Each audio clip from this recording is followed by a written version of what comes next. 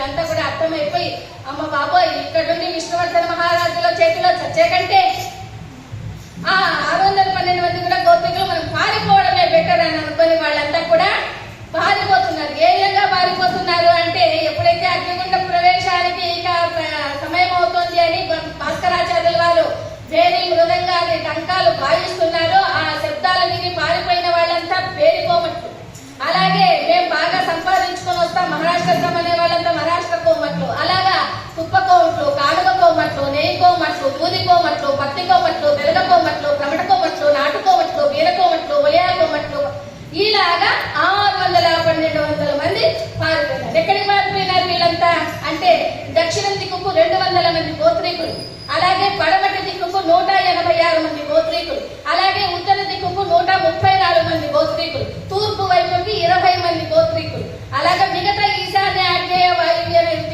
దిక్కులకి 12 మంది గోత్రీకులు. మొత్తం చెప్పేసే పోయారు మనం కూడుకున్నాం కదా. 612 గోత్రీకులంతా కూడా ఈ విధంగా మారిపోతూ వాళ్ళు ఒక్కసారి కూడా ఆ నగరేశ్వరుని కానీ దండం పెట్టుకోకుండా వాళ్ళంతా కూడా వెళ్ళిపోవాలనే చూస్తున్నారు. వాళ్ళంతా వెళ్ళిపోతున్నారు. ఇక అక్కడ భాస్కరాచార్యుల వారు వీళ్ళకందరికీ కూడా కంకణాలు వస్తున్నారు. ఎవరికి? 102 మంది గోత్రీకులు. ఎందుకని 612 మంది పారిపోయినారు, 102 మంది ఉన్నారు అంటే ఒకనొకప్పుడు కశ్యప ప్రజాపతి అనేటువంటి వారికి 2 భార్యలు, దితి, అదితి. దితికేమో అందరూ రాక్షస వర్గం జన్మిస్తారు, అదితికి దేవతలు జన్మిస్తారు. ఆ కశ్యప మహర్షి ఎప్పుడైతే రామ పరశురాములుగా భగవంతుడు అలాగా జన్మించారో అలాగే కశ్యప మహర్షి శంభు శ్రేష్ఠి సోమకాంతునిగా జన్మించారు.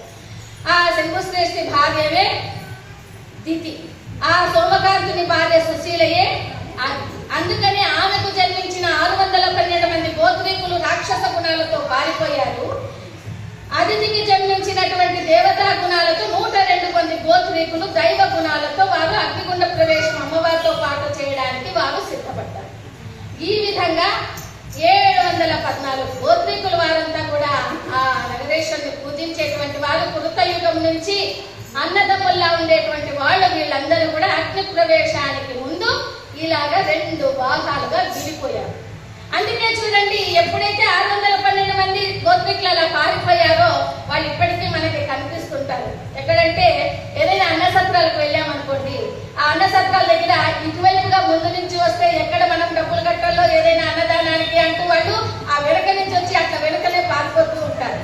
ఈ ముందు నుంచి వచ్చి 102 గోత్రికుల్లో ఉండేటువంటి వారి ముందు నుంచి వచ్చి ఎవరైనా చూడండి ఇప్పటికీ మన ఆర్య వైశ్యుల్లో వాళ్ళు కొంతమైనా ధనం కట్టి అన్నదానానికి అంటూ డబ్బు కట్టి వాళ్ళు ఈ వైపున వచ్చి ఆ 102 గోత్రికుల దైవ గుణాలను మనకు చూపిస్తూ ఉంటారు. అన్ని చూస్తూనే ఉంటాం. జై బలో వాసవి మాతాకి. ఆ వీర కంకణాలందరూ ధరించుకుంటుండగా అప్పుడు